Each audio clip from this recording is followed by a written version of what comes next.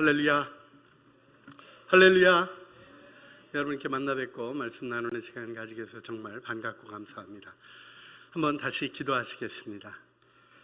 주님, 오늘도 저희들을 은혜 안에 불러주시고 하나님의 선교를 생각하게 해주셔서 감사드립니다. 하나님, 하나님의 선교에 우리를 부르신 위대한 부르심, 이 아름다운 부르심을 우리 마음 가운데 열어주시고 하나님을 알게 하시며 하나님의 능력 안에 우리 세워 주시옵소서. 예수 그리스도의 이름으로 기도합니다. 아멘. 아멘. 네, 오늘 선교라는 주제를 생각하게 되는데요. 우리 청년 이음 공동체가 우리 일본 단기 선교여행 떠날 날이 가까우는 것 같습니다. 할렐루야. 네. 선교 여행은 이제 선교 여행 팀만 가는 거죠.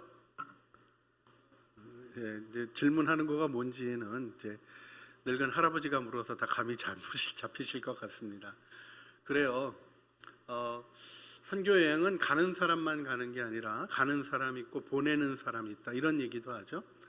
그런데요, 우리가 선교라는 거에 대해서 오늘 다시 한번 근본적으로 우리 삶과 어떤 연관이 있는가 하는 것을 생각해 봤으면 좋겠어요. 저는 교회에 왜 선교가 필요한가, 이 질문을 많이 했던 적이 있어요. 어떤 때는요, 어떤 교회를 보면 선교해야지 교인들이 모이니까 그래서 선교 하셔요. 그래서 목표가 선교 헌금 모으는 데 목표를 두고 또 그거 가지고 뭐 이것도 하고 저것도 하고 이러면서 선교를 해나가신다는 그런 모습도 봅니다. 나쁜 건 아닌 것 같아요. 그런데 온전한 모습도 아닌 것 같아요. 여러분, 선교가 교회에 유익한 건가요? 질문이 좀 잘못됐죠. 교회가 선교를 위해서 있습니다.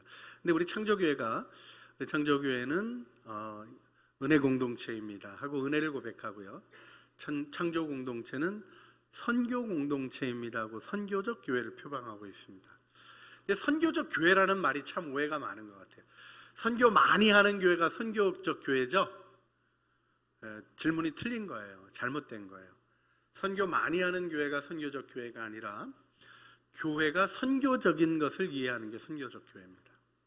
선교는 교회가 하고 있는 많은 일들 중에 하나가 아니라 교회의 모든 일이 선교적이어야 하는 거죠. 그래서 그 선교에 대해서 오늘 좀 생각하려고 하는데, 여러분 선교에 관심 있으세요? 네, 오늘 제가 설교 제목을 잘못 택한 것 같습니다. 하지만 주님이 여러분에게 해주실 말씀이 있다고 굳게 믿습니다. 할렐루야. 어디서부터 어떻게 시작해야 될지 갑자기 마음이 막막해졌습니다. 선교 그러면 뭐 해외 선교 나가는 거, 해외 단기 선교 나가는 것, 또 선교사님 나가서 봉사니 해외 선교 부분으로 많이 생각하는데, 사실 해외 선교가 선교의 부분이지 전부는 아니에요. 그리고 더 엄밀하게 얘기하자면 선교는 여러분의 삶입니다. 그걸 우리가 오늘 다시 한번 주님 안에서 확인하고 또 그 선교라는 아름다운 부르심 속에 있는 여러분의 행복한 삶을 잘 발견할 수 있기를 간절히 바랍니다. 먼저 좀 정리하고 싶은 게 있는데요, 선교를 통해서 우리가 하나님께 뭘 해드린다 하는 생각은 안 했으면 좋겠어요. 여러분, 선교를 해가지고 우리가 하나님께 도움이 될까요? 아니면 선교지 가서 늘 우리가 문제를 일으킬까요? 여러분, 나중에 선교사 가셔서도요, 대부분 많은 선교사님들이 좋은 일, 아름다운 일, 훌륭한 일도 많이 하지만 문제도 굉장히 많이 일으키셔요. 무슨 얘기를 하는 건지 저도 잘 모르겠네요. 근데 선교를 나가잖아요. 여러분, 근데 선교가 뭔가 그래서 결국은 있잖아요, 오랫동안 선교하신 분들에게 선교가 뭐라고 생각하십니까? 그러면 해외 선교사님들 이렇게 이해하시는 분들이 있어요. 이 땅에 와서 이 나라 사람들이랑 사는 게 선교인 것 같습니다. 점점 그걸 알아가게 됩니다. 그런 고백을 해요.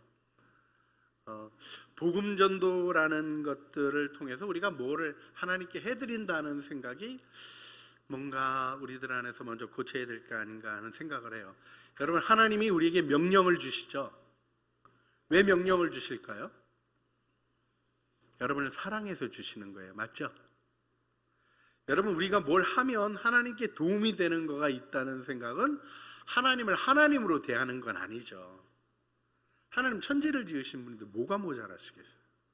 천사들의 찬양 가운데 계시고 능력이 무한하시고 원하시는 대로 안 되는 게 없어요. 여러분, 성경에는 참 재밌게도 전능하신 하나님이 위축되고 수줍어하고 고통당하는 모습이 등장합니다.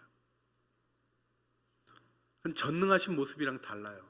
하나님 후회하시기도 하고 안타까워하시기도 하고 전능자의 모습은 아니에요. 하나님이 우리를 사랑하셨기 때문에 우리 요즘 우리식으로 좀 얘기를 하자면 하나님 좀 꼬이신 거예요.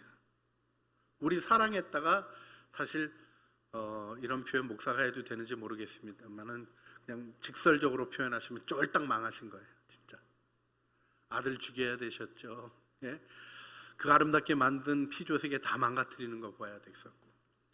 자, 그러면 우리가 교회 나와서 예배드리면 하나님이 기뻐하시죠. 오늘 같이 안 놀기로 결심하신 분들 때문에 설교가 길어질 게 예측이 됩니다.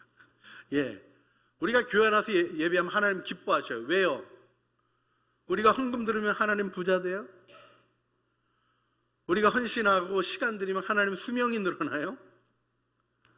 여러분, 우리가 뭔가 드리고 한다 그러지만 여러분, 주의 일 하신다고 열심히 하면서 잘한 일도 있지만 어려운 일도 있으셨죠? 주님께 꼭 도움이 됐을까요? 아니라니까요. 주님의 일은 말이 주의 일이지 나를 위한 하나님의 배려셔요. 여러분, 그게 지금 신명기에 여러분하고 여러 번 나눴지만 다시 읽고 싶은데 신명기 10장 12절 13절 우리 화면에 좀 띄워주시겠어요? 신명기 10장 12절 13절. 예, 할렐루야. 예, 제가 이게 보내드렸는데 점검을 잘 안 한 것 같습니다. 제가 읽어드릴게요. 이스라엘아, 내 하나님 여호와께서 내게 요구하시는 것이 무엇이냐?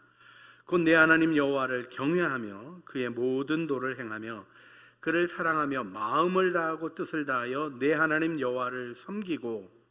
근데 이 이유에 대해서 13절에 율법을 받았던 모세가 이렇게 표현합니다. 내가 오늘 내 행복을 위하여 내게 명하는 여호와의 명령과 규례를 지킬 것이 아니냐.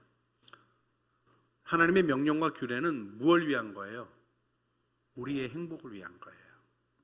그러니까 선교는 하나님을 위해서 하는 겁니까? 나를 위해서 하는 겁니까? 나를 위해서 하는 거예요. 이게 처음부터 좀 정리해야 될 게 있는데, 자기만 위해서 살아가는 사람을 이기적인 사람이라 그러죠. 죄인의 모습이 그거 문제예요. 나 하는 게 문제예요. 근데 예수 믿고 나면 우리가 참된 자유를 얻게 되고 죄로부터 놓여지게 됩니다. 그리고 나서 하나님 어떻게 살까요? 그러면 주님이 뭐라 그러셔요? 행복하게 살라 그러셔요. 무엇을 할까요? 하고 물으시면 주님이 어떻게 말씀하셔요? 내가 원하는 건 무엇이냐 물으셔요. 여러분, 여기서 다시 한번 정확하게 마음을 살펴보세요. 오늘 하나님이 나타나셔서 여러분에게 오늘 어떤 소원을 얘기하든지 내가 내 소원을 하나 들어주겠다. 그럼 뭐 얘기하실래요? 사실 잘 정리되어 있지 않는 우리의 모습을 보게 됩니다. 가장 많이 대답하고 싶은 게 이제 우아하게 표현하지만 돈, 그렇게 얘기할 수 있는 게 있어요. 근데 돈으로 할 수 있는 일은요, 제대로 된 일은 없어요. 돈이 도구가 되는 거지 돈이 대체할 수 있는 일이 없다니까요. 그래서 오늘 우리가 선교를 생각할 때도 우리 이응 공동체가 다시 한번 기본을 잘 세웠으면 좋겠어요. 여러분, 예배를 드리는 것은 하나님을 위한 겁니까? 나를 위한 겁니까? 하나님을 위한 거예요. 그게 돼야 예배죠. 그런데 예배를 드리면 알게 되는 게 나를 위한 거예요. 그게 예배예요. 그래서 예배의 핵심은 임재하신 하나님을 내가 정말로 기뻐하는 거예요. 내가 정말로 즐거워하는 거예요. 할렐루야. 100% 중에 50% 하나님, 50% 우리 일, 이게 아니라요. 100% 우리 인생에 100% 하나님의 일, 100% 우리의 일입니다. 하나님과 다이멘션이 다른, 차원이 다른 우리는 하나님의 일을 내 차원 그대로 다 받아낼 수 있는 은혜가 필요한 거죠. 우리가 뭐 선교 그러면 선교사님들이나 하고 목사님 하시고 어떤 때 우리 교인들 중에도 그런 분이 있어요. 귀한 일은 목사님 하시고 우리는 뭐 이렇게 옆에서 잘 돕겠습니다. 여러분, 하늘나라 가서 돕는 사람 상 받으실래요? 여러분 한 일 갖고 상 받으실래요? 영원한 나라에 진입하시는데, 그는 하나님이 여러분에게 상급을 주시는데, 뭐 다 왔니? 저 홍기영 목사 잘 돕다 왔습니다. 그러면 주님이 뭐라 그러실까요? 주님이 워낙 좋으신 분이라서 그래, 수고 많았다. 근데 왜 네 건 안 했니? 하고 한마디 하실 거예요. 저 좀 도와주세요. 이 설교 시간에도 좀 적극적으로 도와주세요. 얘기도 해주시고 대답도 해주세요. 그런데 중요한 게 있어요. 여러분이 하나님의 음성을 들어야 하고 여러분이 여러분 자신의 길을 펼쳐야 합니다. 이제 선교가 뭔가를 이해해야 되죠. 선교가 영어로 뭐죠? 미션. 미션이라는 이 단어는 미시오라는 라틴어에서 나왔어요. 밑들에 미시오라는 이 단어가요, 우리 교인들이 참 익숙해요. 창적교회가 14가정이나 선교사님이 나가셨어요. 우리 교회 규모 치고는 무척 많이 나가신 거예요. 다른 교회 또 따라오지도 못해 이렇게.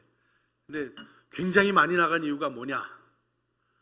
여러분 이제 끝날 때, 예배 끝나고 돌아가실 때 우리 제일 바깥문, 바깥문에 뭐라고 써 있는지 보시면 좋아요. 우리 맨 바깥문은요, 땡기면 안 되고 꼭 이렇게 밀어야 돼요. 그래서 거기 뭐라고 써 있냐면 미시오 이렇게 써 있어요. 그래서 우리 교회 선교사님 많은 거예요. 교회를 나갈 때마다 미시오 하고 나가는 거예요. 할렐루야. 썰렁한 개그에 웃어주셔서 성은이 망극합니다. 자, 근데요, 이 미시오라는 게 어떤 거냐면요, 수도사가 수도원에 가서 훈련을 다 받고, 이제 우리 그 프로테제라 그러죠. 이 사람이 훈련을 다 받고 나면 멘토가 이제 그를 훈련이 끝났습니다. 이제 나가십시오 하는 거예요. 우리나라도 옛날에 그런 거 있었잖아요. 배우러 가게 되면 뭐 청소시키고 뭐 밥하라 그러고 그리고 좀 이제는 배울 때가 됐다 그러고 이제 책 한번 베껴 쓰게 하고, 베껴 쓰는 게 아니죠. 다 읽고 배우고 베껴 쓰게 하면 이제 베껴 다 쓴 다음에 이제 그 수업이 완성이 되는 거예요. 그 책 들고 이제 선생님 가르침에 감사합니다 하고 떠나는 거죠. 이렇게 단계가 돼서 파송하는 걸 미시오라 그래요. 그래서 하나님 앞에 준비되어서 세상을 향하여 나가는 것이 미시오인데요. 미션은 내용적으로 우리가 이해해 보면 복음을 문화적 배리어, 문화적 장벽을 넘어서 전하는 걸 특별히 미션이라고 그래요. 선교라고 얘기하는 거는 우리가 전도랑 별로 다른 말이 아닌데, 전도를 장벽을 넘어서, 언어적 장벽을 넘어서, 문화적 장벽을 넘어서, 인종적 장벽을 넘어서, 그 다음에 요즘은 계층적 장벽을 넘어서, 성별의 장벽을 넘어서, 나이의 장벽을 넘어서 복음을 설명하는 걸 미션이라고 그래요. 그래서 미시오 데이, 하나님의 선교, 이렇게 얘기하는 것은 우리의 삶에 있는 모든 장벽들을 넘어서서 하나님 나라가 통치가 임하게 하는 하나님의 일을 말하는 거죠. 자, 여기서 좀 우리가 한 가지 생각해 볼 게 있어요. 여러분, 전도는 뭐가 전도인가요? 예수님의 구원의 복음을 전하는 게 전도죠. 예. 그런데요, 그게 세 가지로 이루어져요. 전도가, 참된 전도가 되기 위해서 첫 번째 있어야 될 일은 복음적인 삶의 기쁨이에요. 예수 믿으세요 하고 복음 전하는데 그 앞집에 살던 사람인 걸 알게 됐어요. 집에 그분이 들어가시더니 문으로 뻥 차고 막 쌍욕이 막 나오고 뭐 이렇게 문제가 심각하다 그러면 그분이 예수 믿고 복 받으라는 얘기가 복 같아요? 복 아닌 것 같아요? 여러분은 뭐 문제 없어도 그냥 복이면 복이지 뭐 이렇게 나가시는 겁니까? 아니죠. 여러분, 전도에 있어서 제일 중요한 첫 번째는 뭐냐면 내가 복음으로 기뻐진 삶을 사는 거예요. 그거 없이는 전하는 복음이 가짜가 되는 겁니다. 행복하세요? 굳세게 믿어야 돼, 행복하다고. 오늘도 힘들고 어려운 거 있고요. 저도 있잖아요. 오늘 저 말씀하소서 여호와여 하는데 다리가 후들후들 떨려. 이제 늙어가지고요. 3부 설교하고 나서 오늘 찬양할 때 일어나시라 그래가지고 안 일어나고 싶은데 그러다 일어났어요. 그러고 나서 찬양 다 하고 났더니 다리 아픈데, 그리고 가만히 생각해 보니까 여기는 진짜 안 앉지, 이어서 또 가서 설교해야 되겠구나. 지금 있잖아요, 발바닥이 약간 아릿아릿해요. 할렐루야. 무슨 얘기하다 이렇게 샜는지도 까먹었어요. 그런데요, 제가 고백하고 싶은 게 하나 있어요. 많은 분들이 저보고 너무 수고 많다 그러셔요. 수고스럽겠죠. 저는 다른 분들은 회사 나가면 9 to 5인데 저는 5 to 9이라니까요. 5 to 9도 아니에요. 요즘 신방하면 아침 새벽에 이제 시작해가지고요, 언제 끝나냐면 어떤 때 11시 반, 밤 11시 반에 끝날 때도 있어요. 집에 들어오면 12시. 무슨 이런 직장이 있어? 그 다음에 많이 주기나 하나 뭐? 좀 많이 받아요. 여러분 몰라서 그렇지 제가 굉장히 많이 받습니다. 그렇지만요, 경력 따라서 생각하면 제가 이게 몇 년째인데 34년째예요. 예? 제대로 대우를 안 하는 거야 진짜. 응? 막 왕짜증 날라 그러는 때 있어요. 여러분 근데 그러면 저 행복할까요? 안 행복할까요? 맞아요. 행복하지 않으면 못하는 거예요. 못하는 거. 여러분 명확한 게 있습니다. 왜 직장 그만두시나요? 안 행복하니까. 왜 안 행복할까요? 의미를 못 발견하겠습니까? 여러분 의미가 느껴지면요, 고생스러워도 합니다. 이게 정말 가치 있는 일이라고 여겨져서 이 일에 내 마음과 열정을 쏟는 것이 무언가 의미 있는 결과를 가져올 것이다 라는 생각이 정확히 들면 죽을 줄 모르고 뛰어요. 사람이 일하다가 제일 많이 망가지는 게 돈 버는 거예요. 근데 여러분 돈 앵간히 벌어서는 몸 안 망가집니다. 돈이 막 들어오는 게 보이고 일할 때마다 탁탁탁탁 쌓이는 게 느낌이 오고 요구하면 얼마 오겠다는 것들이 보이기 시작하는 단계가 되면요, 죽을 줄 모르고 일하다가 죽을 병이 걸려요. 그게 사람이에요. 근데 그게 한 가지 우리에게 알려주는 게 있는 거예요. 사람은 자기가 좋아하는 목적이 이루어지는 걸 보면요, 모든 걸 쏟아붓고 싶은 마음이 일어나는 거예요. 열심히 살아라? 아니, 그거 아니에요. 제가 장로의 신학대학을 나왔어요. 여러분 우리 그 신학대학 나온 후배가 여기 저쪽에 제 딸 하나 있어요. 제 신학대학 들어갈 때 성적이 별로 안 좋았던 걸로 제가 기억해요. 나 이렇게 막 심하게, 요즘은 아주 올 A 맞아가지고 와서 내가 또 자랑스러워하고 있는데 별로 안 좋았어요. 저는 어땠을까요? 우리 땐 그게 연합고사였는지 뭐였는지 하여튼 기억이 안 나요. 근데 그게 340점 만점짜리 점수였어요. 그 체력장까지 그렇게 같이 해서인가 그랬어요. 그런데 신학교는 그 당시에 별로 이렇게 인기가 안 좋았어요. 제 성적이 조금 좋은 편이었어요, 우리 학교에서. 왜냐하면 이제 제 성적이면 신촌에 있는 Y대에 그 신학과를 특차로 들어갈 수 있었어요. 근데 저는 이 학교 가야 되는 줄 알았어요. 이제 장로의 신학대학을 가야 되는 사명을 느끼고 갔어요. 딱 들어가 보니까 340점 만점에 317점부터 200점 아래까지 모여 있는 거야. 와, 다양하죠. 그리고는 우리 같이 공부하는데 그때 보캐뷸러리 22,000이라고 같이 그런 거 어휘 공부하는 거 있었어요. 교수 참 조심스러운데 교수 둘이 있었는데 한 사람은 한 페이지에 모르는 단어 둘, 한 사람은 아는 단어 둘. 근데 둘 다 박사학위 받고 장신대에서 교수했어요. 장신대 우습게 보지 마세요. 교수 되기 엄청 어려워. 열심히 공부했어요. 왜?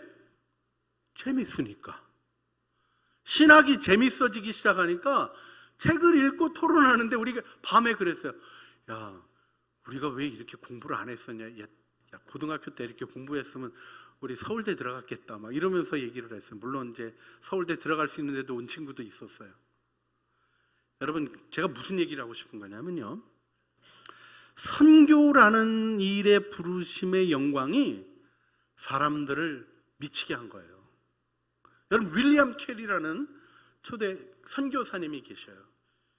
인도의 복음을 자라나갔던 그 영국 선교사님, 모두가 찬성하지 않는데 선교회라는 걸 만들어서 선교하러 갔어요. 삶이 어땠느냐? 부인께서 3명이 돌아가셔요. 3번 재혼을 하셨는데 인도 가서 살다 보니까 부인이 못 견디시는 거야. 정신병 나고. 그러니까 윌리엄 캐리가 성경 번역하는데 옆에서는 광기 어린 부인의 비명이 들리는 가운데서 사역하셨어요. 그러다가요, 불도 나요. 그래서 홀랑 다 탔어. 이렇게 뭐 사전 만들고 이런 게 다 불타버렸어. 근데 그때 그 윌리엄 캐리가 선교 본부에 보낸 편지를 보면 가관이에요. 불이 났습니다. 몽땅 다 타버렸습니다. 다시 하겠습니다. 뭐 그런 거예요. 하나님이 주신 삶의 목표가 그 사람들을 향한 사랑이 느껴지고 그 사람들을 섬기는 일에 대한 기쁨이 느껴지니까 저는 그분이 가정을 좀 더 돌보셔야 됐다는 생각을 여전히 합니다만은 그는 죽을 똥살똥 뛰었던 거죠. 여러분, 어떤 삶을 살아가셔요? 저는 조지 휘필드라는 분이 남겨놓으신 얘기가 마음에 있어요. 그분은 별로 알려지지 않았어요. 조지 휘필드가 알려지지 않고 다른 분들이 그 시대 동시대에 계셨던 그런 분들이 훨씬 더 많이 알려주셨어요. 이분은 또 특별히 저거를 잘 안 하셨어. 그 미디어를 사용 안 하셨어. 녹음해서 돌릴 때 안 돌리셨어. 그리고 뭐라 그러셨냐면, 나는 현장의 부름을 받았지 그렇게 녹음한 거 듣고 은혜 받는데 별로 부름이 없는 것 같다고. 뭐 그런 식으로 조금만 테이프 돌렸어도 그분도 너무너무 훌륭한 설교를 하시고 귀한 설교를 하시는 분이셨어요. 근데 그분이 재밌는 표현을 쓰셨어요. 나는 녹슬어서 못 쓰는 칼이 되지 않고 날가 없어지는 칼이, 닳아 없어지는 칼이 되겠습니다. 그리고 끝까지 복음을 전하며 하나님을 위하여 자기 인생을 불살랐어요. 여러분, 인생을 그냥 살아가기에는 너무 소중한 인생인 거 기억하세요? 옆에 분에게 좀 얘기해 주세요. 당신의 삶은 너무나 소중합니다.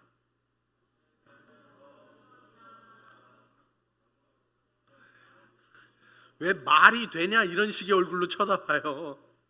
여러분, 그걸 증언하신 분이 예수님이잖아요. 여러분을 위하여 피의 대가를 지불하신 분이 예수님이잖아요. 여러분은 그냥 허송세월하기에는 너무나 소중한 존재이고 여러분의 인생을 불태워 하나님의 목적을 이루어야 될 사람인 걸 꼭 기억하셨으면 좋겠어요. 이때 여러분, 복음 전도가 복음적인 삶으로 전파되는 것임을 먼저 기억하셔야 돼요. 그래서 전도는 예수 믿고 구원받고 예수님과 동행하며 행복하게 사는 게 전도의 첫 번째예요. 두 번째는 뭡니까? 예수 믿고 정말 행복한 거 보니까 정말 다른 것 같아. 그 사람에게는 진짜 다른 행복이 있어. 우리하고 다른 무언가 있어. 이게 전도의 제일 중요한 부분이에요. 그런데요, 그것만 가지고 구원은 이루어지지 않아요. 제가 아는 동네에 아는 분이 농사하시는 분이 있으셨어요. 근데 그분은 예수 너무 열심히 믿어. 주변 사람들 예수 안 믿어. 그 동네 사람들이 다 아는 게 있어요. 예수 믿으면 복 받는 걸 알아요. 왜냐하면요, 그분 반만 깐부기가 와서 다 정말 농사 다 엉망돼도 고기만 말짱해. 가뭄이 들어가지고요, 다 말라 비틀어지는데 고기만 싱싱해. 그래서 사람들이 예수 믿으면 굿집같이 복을 받는다고 알아요. 근데 그게 전도의 완성은 아니죠. 전도는 인격적인 전파가 있어야 돼요. 예수님이 당신을 위하여 죽으셨습니다. 당신은 하나님의 아들이 죽어야 할 만큼 심각한 문제를 가지고 있는 죄인이셨습니다. 그 당신을 하나님이 사랑하셔서 예수 그리스도를 보내시고 십자가에 죽으시고 부활하셔서 당신을 구원하셨습니다. 예수님을 당신의 구주로 영접하시면 예수 그리스도의 십자가와 부활을 믿고 예수님을 나의 주 나의 왕으로 영접하시면 구원을 받습니다 하고 인격적으로 설명하는 전파를 해야 되죠. 또 전도는 언어로 전달되는 거가 있는 거예요. 물론 여기서 다시 한번 얘기하고 싶은 게 있어요. 오랫동안 너무나 잘 알려져 있는 프란체스코가 이렇게 얘기했어요. 복음을 전하라. 그런데 필요하면 말을 써라. 복음에 대한 충만함과 기쁨이 있어야 되는 거예요. 그리고 말을 통해서 인격적인 접촉을 해가는 것이 전도예요. 그리고 또 한 가지가 있죠. 전도는 중보기도예요. 위에서 영혼의 구원을 위해서 기도하는 거예요. 왜요? 구원은 하나님이 하시기 때문에. 돌이키는 일은 하나님이 하시기 때문에. 자, 여기서 선교가 이 전도의 역사를 언어나 문화적 장벽을 넘어서서 하는 것이라는 것을 전제로 할 때 우리는 복음 전파에 있어서의 중요한 일에 부름을 받았다는 걸 아셔야 돼요. 여러분, 예수 믿고 신앙생활 잘해야 돼요? 못해야 돼요? 잘해야 되죠? 너무 지루한 질문을 계속해서 죄송해요. 근데 다시 한번 확인하고 싶어요. 신앙생활 우리 잘해야 되잖아요. 그게 선교예요. 그게 전도예요. 이거를 정확하게 이해하셔야 전도 돈 조금 보내고 선교했다 이런 얘기 안 해요. 선교사님 위해서 좀 기도 잠깐 했다고 나 선교에 참여하고 있다 이런 교만한 얘기를 하지 않아요. 내 삶에서 선교를 펼쳐봐야 선교지의 선교사님이 얼마나 어려운지를 이해해요. 어떤 분들은요 그러더라고요. 선교사님 이제 저기 뭐죠? 선교지에 이렇게 여러분 그 아프리카 같은데 선교지가 이렇게 있어서 뭐 농사도 짓고 소도 있고 그러려면 꼭 필요한 게 뭘까요? 울타리가 필요해요. 왜요? 안 하면 자꾸 가져가시니까 소도 가져가시고 기구도 가져가시고 이러니까 그 보호하기 위해서 울타리가 필요해요. 너무 슬프고 그런 게 뭐냐면 기독교 믿는다는 나라 가면 잘 없어지고 이슬람 믿는 데 가면 좀 덜 없어져요. 왜 그런지 아세요? 이슬람은 도둑질하면 이거 자르게 돼 있거든, 샤리아법이. 그러니까 참 그런 거 보면 참 마음이 이상해. 우리는 하나님한테 더 혼나는 건데 우리는 그런 걸 의식을 못해서 그런지 그런 게 좀 있어요. 그래서 울타리를 해야 돼요.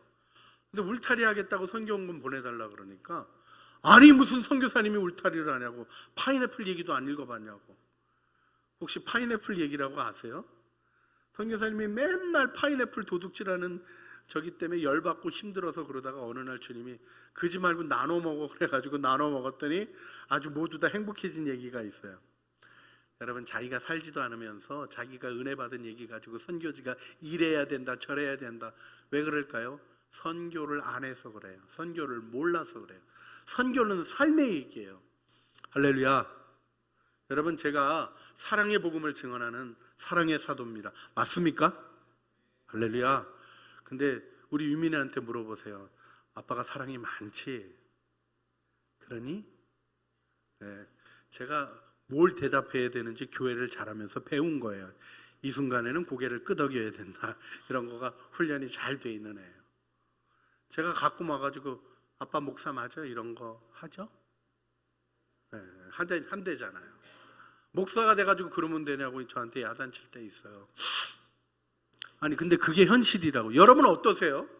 복음을 믿고 살아가는데요, 여러분의 가정과 삶과 만남 속에서 복음이 다 풀어지고 있냐고요. 복음이 풀어지는 거가 선교예요. 구원이라는 말 알고 계시죠? 구원 받으셨습니까? 대답 안 하시면 갑자기 전도 집회로 바뀔 수 있어요. 구원 받으셨습니까? 예, 의심스러울수록 더 크게 아멘하는 게 복음이에요. 그렇습니다. 구원은 하나님이 이루시는 일이기 때문에 그래요. 근데 구원이라는 말과 동일한 단어를 또 아세요? 똑같은, 뜻이 같은 다른 단어. 구원, 영생, 하나님 나라. 이 세 단어가 똑같은 말이에요. 그렇죠? 예수 믿으면 영생을 얻잖아요. 구원을 얻잖아요. 예수 믿으면 하나님 나라를 선물로 받잖아요.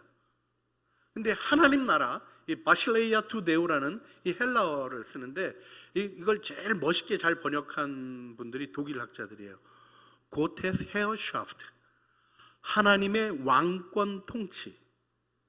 이 바실레이아라는 말은요, 영역의 개념이 아니라 통치의 개념이에요. 우리가 예수를 믿을 때 하나님의 통치에 들어가는 거예요. 예수님을 주님으로 영접해서 내 삶을 하나님이 통치하는 거예요. 할렐루야, 할렐루야. 그게 구원받은 거예요. 그것이 영생이라는 게 지리하게 긴 생명이 아니에요. 저 때는 그 만화 영화에 은하철도 999라고 있었는데, 그거 혹시 아시는 분? 그래요. 그래도 있군요. 할렐루야. 그 주제가 영생이죠. 영원한 생명. 은하철도 999가 영원한 생명을 얻는 건데, 거기 끝자락에 나오는 영원한 생명이 뭐예요? 팔다리 기계로 만들어가지고 죽지 않고 사는 거. 그런 게 영생이에요? 그런 거 원치 않아요. 정말로 원치 않아요. 하나님이 말씀하시는 영생은 뭐예요? 오늘 여기서 영원한 나라, 영원한 생명을 축복받았지만 오늘 여기서 그 생명이 살아 움직이는 삶, 그게 축복받은 삶이죠. 많은 사람이 구원을 받고도 구원을 기뻐하지 못해요. 구원을 받고도 구원을 누리지 못해요. 그러면서 주의 일 하겠다 그래요. 여러분, 주님이 가끔 하늘나라에서 이렇게 하면서 힘들어하실 때가 있어요. 어느 날 가브리엘 부르시더니, 봐라, 제가 또 열심히 하겠단다 그러고 탄식을 하셔요. 열심히 한다고 주의 일이 아니에요. 하나님의 뜻을 행하는 거예요. 하나님의 통치가 이루어지는 것이에요. 자, 그래서 여기서 하나님의 마음이 무엇인가를 오늘 본문 말씀을 통해서 이해하는 게 굉장히 중요합니다. 여러분, 오늘 본문 말씀은 아브라함을 향하신 하나님의 부름이 나오고 있어요. 여러분, 이때 아브라함이 어떤 사람이냐? 그럼 방랑하는 사람이었어요. 히브리라는 말이 강 건너온 사람, 이런 뜻이 있는 말이에요. 이게 떠돌이들이에요, 어떻게 보면. 근데요, 이 떠돌이를 하나님이 부르셔요. 아니, 갈대우리에 잘 있는 사람을 떠돌이가 되게 하신 거예요. 그리고 뭐라고 말씀하셨냐면, 오늘 본문 말씀을 보면 고향 친척 아버지 집을 떠나 내가 내게 보여줄 땅으로 가라, 이렇게 얘기하셨어요. 우리 소위 세상에서 생각하는 익숙한 곳, 도움이 있는 사람들이 있는 친척의 무리, 그리고는 일 안 해도 먹고 살 수 있는 아버지 집을 떠나서 내가 보일 땅으로 가라고 말씀을 하시고, 그리고는 하나님이 이 세상적 복에 대치되는 하나님의 복을 얘기하셔요. 너를 축복하는 자를 내가 축복하고 너를 저주하는 자를 내가 저주할 것이다. 창세기 12장 3절이 뭐를 얘기해요? 너는 복이 되어라.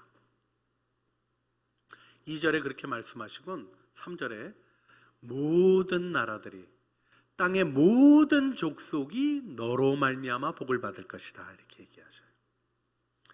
여러분, 선교는 복이 되도록 부르신 부르심에 응답하는 거예요.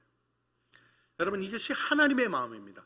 하나님이 이스라엘 백성을 부를 때도요, 출애굽기 19장 말씀을 보게 되면 하나님이 이스라엘 백성을 부르실 때의 목적이 다 드러나요.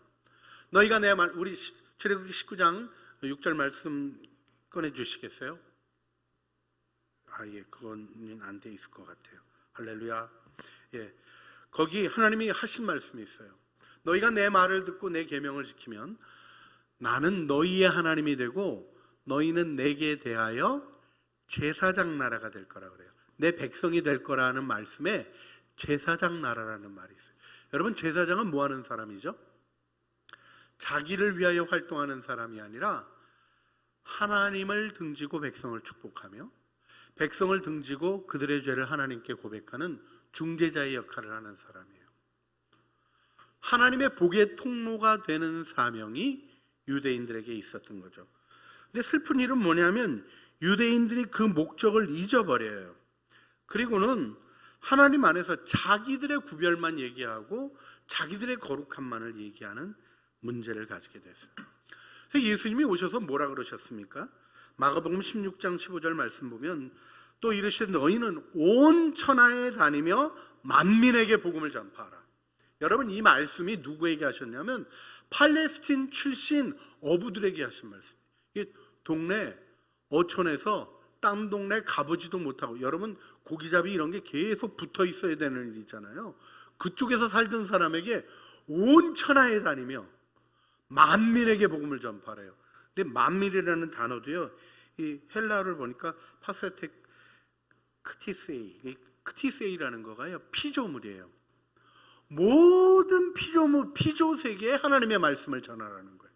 구원의 복음을 전하라는 거예요. 우리는요 사람에게만 복음을 전하도록 부름받은 게 아니에요. 만민에게 복음을 전하도록 부름을 받았고, 우리가 창조 세계를 돌보는 일도요 하나님의 통치에 참여해서 선교하는 일이에요.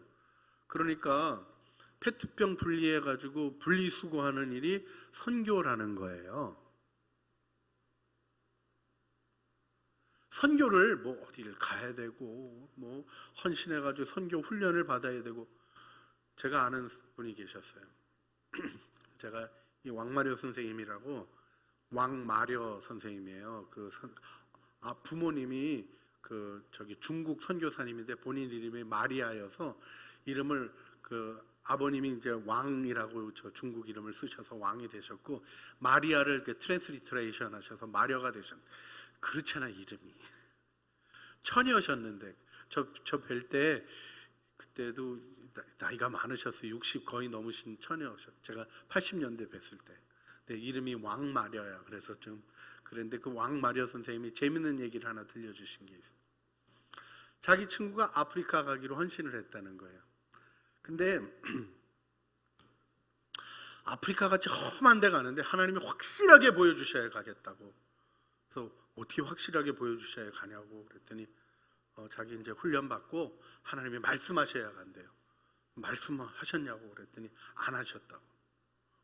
근데 보니까 훈련도 다 끝났어. 갈 나라도 다 정했어요.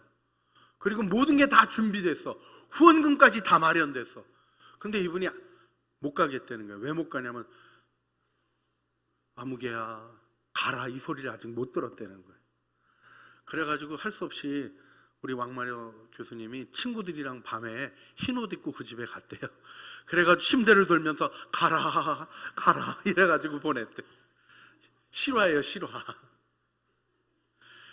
우리는 너무 그런 거를 인간적인 일에 의지하면서, 내 생각에 의지하면서 아프리카 선교를 하겠다 그러면서 오늘 여기서 나를 향하여 들려주시는 하나님의 부르심을 모를 때가 있어요. 아프리카 선교하겠다 그러시는 분이 전도를 안 나가요. 아프리카 선교하시겠다 그러는 분이 맨날 집에 가서 짜증만 내셔요. 아프리카 선교하시겠다는 분이 회사에 가가지고 사장님이 예수 믿는 분이거든. 저 선교사로 나갈 거예요. 그리고는 일을 안 해요. 나 바쁘니까 선교 나가야 돼. 선교 나가시지도 않으면서 그러는 경우가.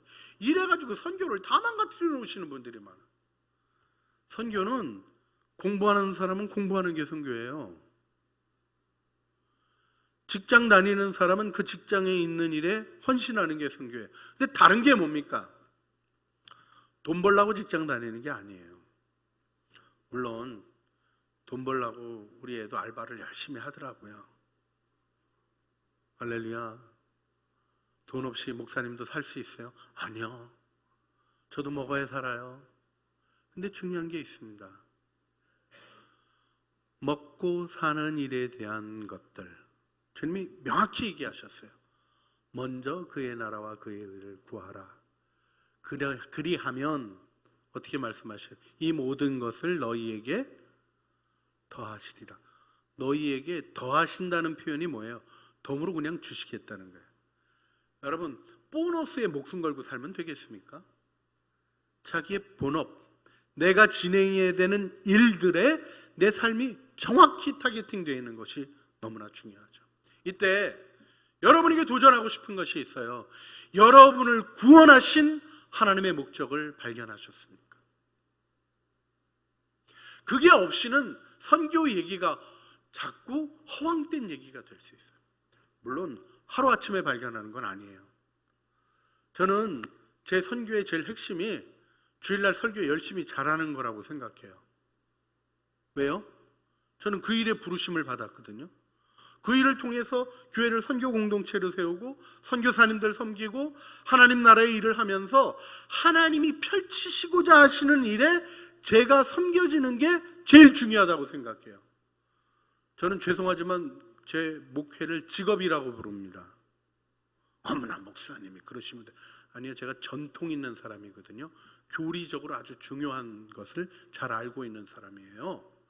여러분, 그 직업이 그 독일어로 베루프예요. 베루프라는 그 말은요, 부르심이라는 말과 연관된 단어예요. 사실 루터 때문에 그렇게 직업이라는 이름이 정착됐어요. 내 직장은 하나님이 나를 통하여 하나님의 통치를 펼치는 곳이에요. 할렐루야. 우리는 하나님의 일 그러면 뭐 성경 공부하고 기도하고 뭐 이런 일 많이 생각하는데 그거 중요해요. 그거 안 하면서 하겠다는 건 잘못된 거예요. 그런데요, 회사에서 주의 일 한다 그러면서 회사 가서 일 안 하고 계속 기도하면 주님이 잘 해주시죠? 제가 그 얘기 해드렸죠. 신학교에서 시험 봤던 얘기. 공부는 하나도 안 하고 주여 가르쳐 주시옵소서 하고 심야기도 하고 철야기도 했던 애. 시험 이렇게 문제 받아보니까 답이 나와요, 안 나와요? 안 나와요. 그래서 열심히 기도했더니 주께로부터 계시 같은 게 임했어요. 그래서 답을 썼어요. 큰 문제 3번. 하나님은 알고 계십니다. 하나님은 정확히 알고 계십니다. 하나님은 다 알고 계십니다. 여기 신학교예요. 이 답이 맞았어요, 틀렸어요? 맞은 거예요, 틀린 거예요? 고민하지 마세요. 교수님도 기도하시고 주께로부터 오는 채점을 하셨어요. 하나님 100점, 너 빵점. 우리의 일이 있는 거예요. 하나님으로부터 받아야 될 우리의 있는 거예요. 하나님의 일은 무한 것이 아닙니다. 여러분, 직장에서 우리가 먹거리를 만들어내는 일이 하나님의 일일까요, 아닐까요? 가정이 이루어지고 삶이 보존되게 하고 교육이 이루어지고 미래가 열려지게 하고, 하나님은 이 세상의 모든 것을 다스리시는 분이지 교회에 와서 예배와 찬양만을 인도하시는 분이 아니에요. 하나님은 만물을 통하여 찬양을 받으시는 만유의 주이십니다. 그래서 아도나이 체바오트, 만군의 여호와라는 이름이 너무 중요하게 성경에 등장하는 거죠. 여러분, 우리 각자가 받은 일에 있어서 내 삶의 자리로부터 소위 하나님의 선교를 펼쳐가는 일을 이루어가야 할 줄 믿습니다. 이때 에베소서 1장 17절로부터 19절 제가 읽어드리는데, 우리 주 예수 그리스도의 하나님 영광의 아버지께서 지혜와 계시의 영을 너희에게 주사 하나님을 알게 하시고 너희 마음 눈을 밝히사 그의 부르심의 소망이 무엇이며 성도 안에서 그 기업의 영광의 풍성함이 무엇이며 그의 힘의 위력으로 역사심을 따라 믿는 우리에게 베푸신 능력의 지극히 크심이 어떠한 것을 너희로 알게 하시기를 원하노라. 이 기도를 우리가 드려야 되는 겁니다. 자, 이제 여러분이 긴 설교를 들으셔서 마무리를 하려고 합니다. 우리에게 하나님이 착한 일을 하게 하셔요. 착한 일은요, 도덕적으로 선한 일이 아니에요. 선하신 하나님이 원하시는 일을 하는 게 착한 일이에요. 그런데요, 그 착한 일은요, 우리가 보통 착한 일을 하려면 착한 마음이 있어야 되잖아요. 착한 마음의 핵심이 뭐예요? 이기적으로 자기만 잘 살려고 하는 마음은 착한 마음이라 그러지 않아요. 아주 똑똑해가지고 자기 이익을 탁탁 챙기는 사람을 착한 사람이라 그러지 않죠. 착한 사람은 어떤 사람이에요? 어떻게 보면 좀 어리숙해가지고 남한테 이것도 뺏기고 저것도 당하고 그러는 사람이 착한 사람인데, 착하다는 말의 핵심에는 그게 들어있어요. 자기를 위하여 살지 않고 자기를 넓힌 사람이에요.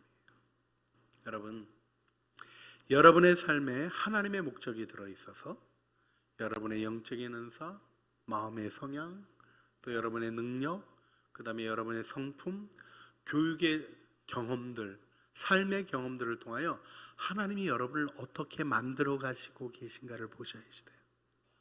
하나님은 부흥회 때 특별히 오셔서 단기 선교 때 특별히 오셔서 딱 만지시고 떠나는 분이 아니라 여러분을 모태로부터 조성하셔서 여러분의 인생 마지막까지 여러분의 삶을 주장하시는 분이에요.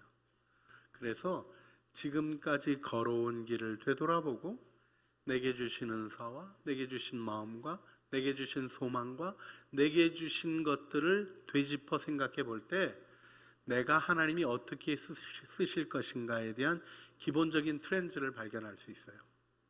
그런데 이렇게 발견하는 지적인 판단보다 더 중요한 게 뭐냐면 지혜와 계시의 영으로 여러분에게 하나님의 뜻을 알려주시는 거예요. 그 하나님의 뜻은 나를 넘어서는, 나의 장벽을 넘어서는 선교적인 일로 주어지는 것입니다. 여러분 모두가 하나님의 선교에 참여해서 하나님 나라의 아름다운 일들을 이루어 가시기를 주님의 이름으로 축복합니다. 할렐루야. 네, 우리 늙은 할아버지 설교를 잘 들어주셔서 대단히 감사하게 생각합니다. 다시 한번 우리 기도했으면 좋겠어요. 제가 이 시간 여러분에게 도전합니다. 내 영혼을 불태워 살아갈 삶의 목적이 있으십니까?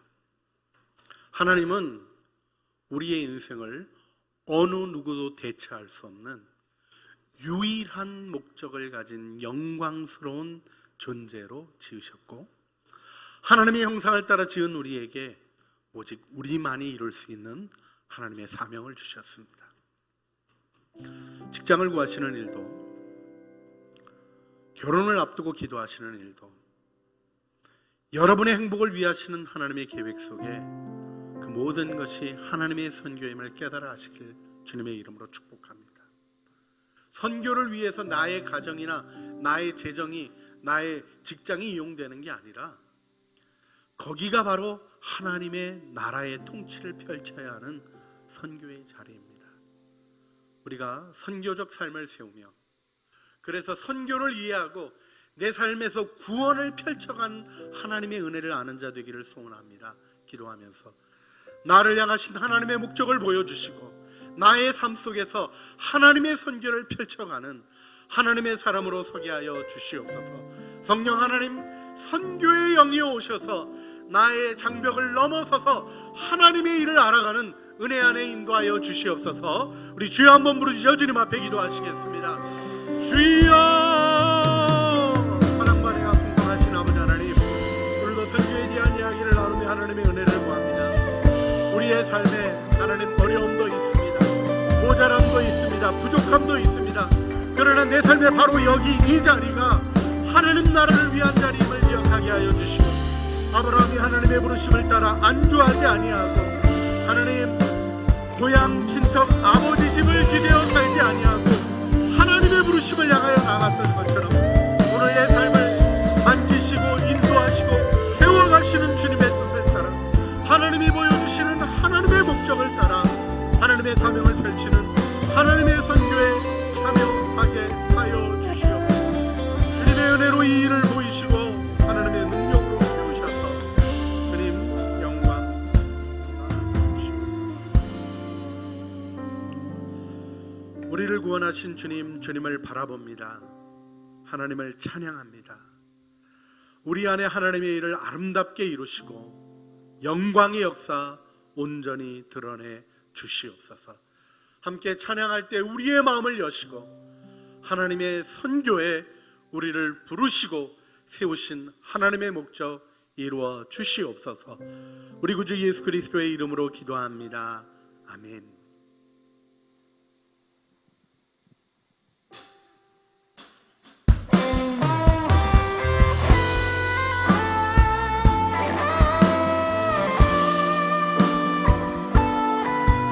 말씀을 기억하면서 함께 찬양합시다.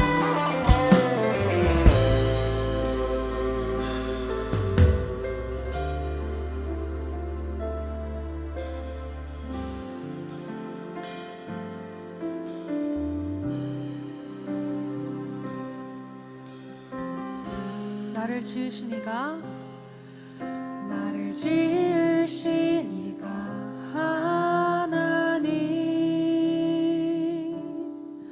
나를 부르시니가 하나님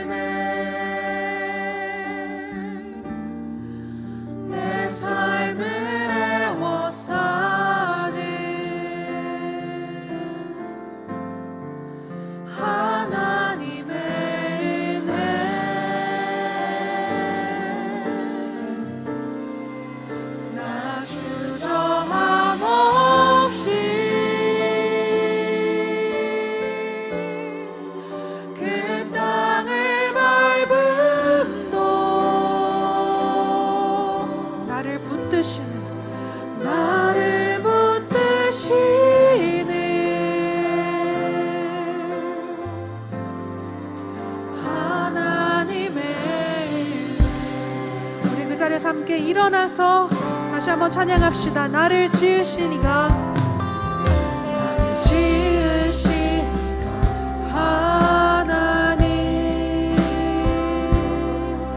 나를 부르시니가 하나님, 나를 보내시니도 하나님,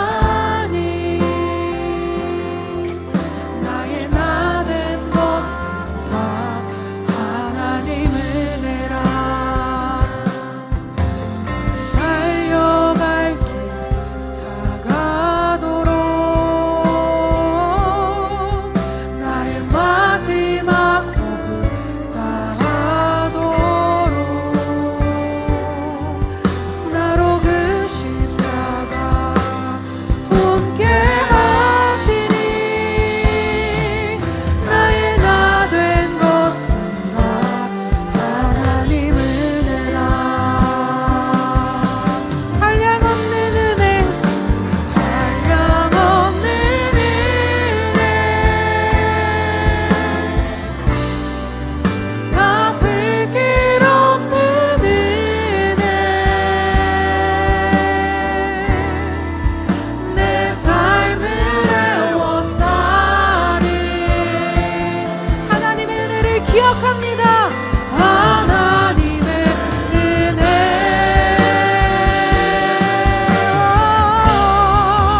나 주저함 없이 나에게 주어진 그 땅을 밟음도, 그 땅을 밟음도 나를 붙드시네.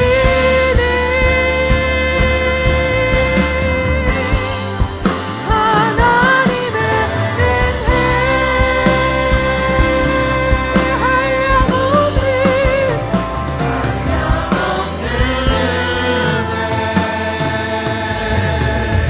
한량없는 갚을 길 없는 은혜, 내 삶을 애워싸리.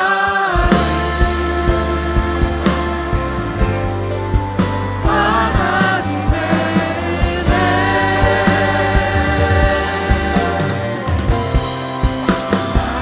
주저함 없이 그 땅을 밟음도 나를 붙드시는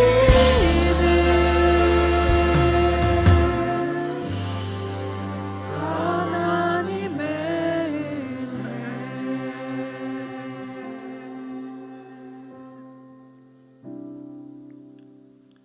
또 그 사람은 광풍을 피하는 곳, 폭우를 가리는 곳 같을 것이며 마른 땅의 냇물 같을 것이며 곤비한 땅의 큰 바위근을 같으리니 존귀한 자는 존귀한 일을 계획하나니 그는 항상 존귀한 일에 서리라. 이제는 우리 주 예수 그리스도의 은혜와 아버지 하나님의 사랑과 성령 하나님의 교통하심이 이 땅에 오셔서 하나님의 선교를 펼치시고 우리를 그 선교회로 부르셔서 하나님의 구원, 영생, 하나님 나라를 누리며 증언하게 하시고 문화를 넘어서서 확장하게 하시는 그 은혜를 바라보며 내 삶 속에 하나님의 선교를 이루어 가기를 소원하는 사랑하는 죄의 자녀들 머리 위에와 은혜로 주신 가족 식구들 가운데 주님의 복음에 헌신하여 복음과 구원의 능력의 기쁨 안에 걸어가는 모든 아름다운 천국 순례의 걸음들 위에 이제와 영원 무궁토록 함께 있어지기를 간절히 축원하옵나이다. 아멘.